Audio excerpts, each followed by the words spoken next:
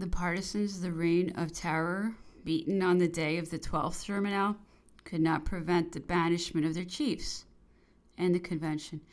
After these inevitable measures that it had too long retarded, could resume with less embarrassment the course of its dictatorship. The last part of the year 1795 was the most glorious for the convention. It knew how to subdue in turn the convulsions of terrorism and the daring conspiracies of the royalists. Cured of its demagogical delirium, it prepared the basis of the directorial constitution founded upon the division into two chambers of the legislative power. It owed to this newly acquired wisdom as much as to our armies the reconciliation of the republic with several powers. The treaties of peace with Tuscany, La Vendée, Prussia, Holland, and Spain succeeded each other after short intervals, but while the convention substituted a great deal of good for all the evil it had permitted to be committed, the royalists of the South had in their turn enlisted bands of assassins. The horrible cry of "Ça ira!"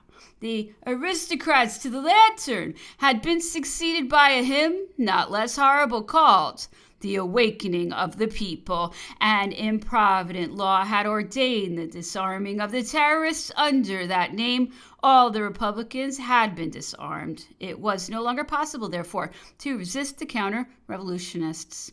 I hastened to quit St. Maximin, and I set out as inspector in a military administration for the commune of Saint-Germain, near the town of Sète, while Napoleon, rejected at Paris by the Committee of War, thought of seeking service in the East. Saint-Germain was quiet enough. As chief of the administration, I was very well received. They occupied themselves with politics, as everywhere else, but without going to extremes. My office occupied me only part of the day, and I went generally to pass my afternoons with a very amiable family, the most considerable in the commune, whose name I am ashamed to have forgotten. They played in general at little innocent games in the garden of the house, where several of the neighbors, both old and young, were assembled. I closely engaged one day in declaiming, I know not what verses, to redeem a pledge. When I was informed that an officer was at the door and desired to speak to me, I made great haste to go to him, thinking it was some affair belonging to the service, and upon seeing the personage, I was surprised but not alarmed. It was the young Auguste Ray of St. Maximin, whose parents had been fastened with cords upon one of the carts, ready to depart for the tribunal of Orange, when I rescued him. The presence of that young man, who was scarcely 16 years of age, was agreeable to me, and I was only astonished to see him in a brilliant uniform. It was the uniform adopted by the assassins of the South, too celebrated under the fantastic name of the Companions of Jesus. Well, Auguste, what do you want with me? And how are your parents? March, brigand, and give me your hands, was his reply, and taking from his pocket a strong cord, he prepared to my hands. Resistance was useless. Others of the Companions of Jesus were there. I was then strongly fastened and conducted to my lodging to deliver up my papers. Auguste held the end of the cord and menaced me with his sword to make me go faster. All our companions of the games ran to speak in my favor as they followed me. He is a Jacobin, replied my grateful young man. It is now our turn to be the masters. Go on, he cried, and you citizens, be quiet and let us alone. I must own that the intervention of those young ladies was little agreeable to me. I should have preferred for them not to have seen me in so sad a plight. They took my papers and everything I possessed, and after having handcuffed me, my guard made me mount with him in a cabriolet. His companions mounted on horseback, and we set off. Where are you going to take me? Are you going to cut my throat as a recompense for having saved your parents? No! You have nothing to fear upon that score. I shall take you to the prison of X. To the prison of X? Why? It is only a few days since the prisoners were massacred. It is as bad as the prison of Orange. It was in vain I used all my efforts to shake the resolution of my keeper. He dragged me to the prison of X. Those young persons who had all the appearance of having been well brought up bellowed incessantly in my ear the burden of the song of the awakening of the people. They shall not escape us. In consigning me to the jailer, Auguste exclaimed, "Here, there is another for the cage. Keep good guard over him for us against our first visit." I entered into that horrible house where, notwithstanding it had been washed several times, the traces of blood were still visible on the unfortunate beings whom they had assassinated 7 or 8 days before.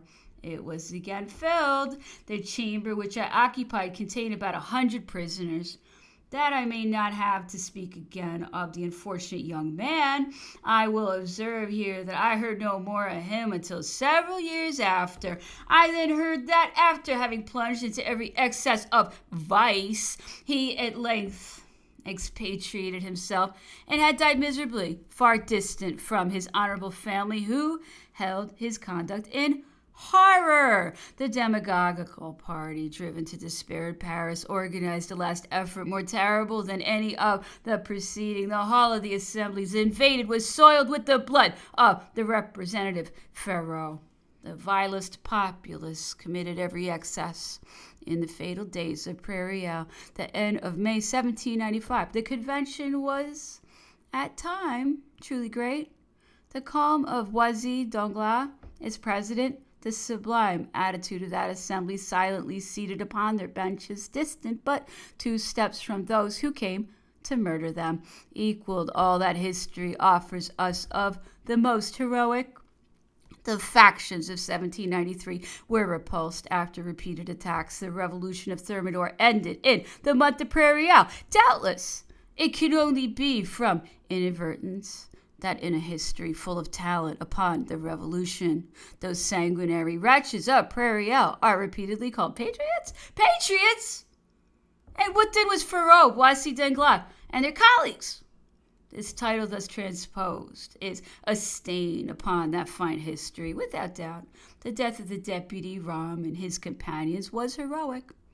Their profound conviction and their stoicism may leave an incertitude upon the justice of their condemnation. For my part, I cannot persuade myself to believe them guilty. What connection could there be between such men and brigands? In our prison of Aix, they gave also the name of patriots to the insurgents of Prairial. The first news announced their triumph, detained with or without reason as terrorists.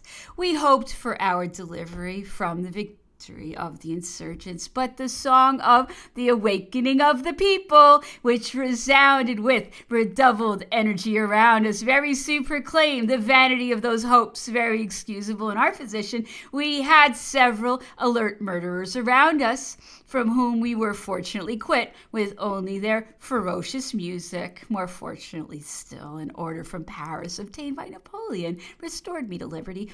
It is but just to declare that Barras did not evince any animosity towards those who had repulsed the mission of his terrible agents at St. Maximum. Not that he had forgotten my action, but from an easiness of disposition, which was his greatest merit, he loved to oblige. He contented himself with saying upon that occasion that I had been very bold and had a lucky escape, and it was he who gave my brother the order for my liberty.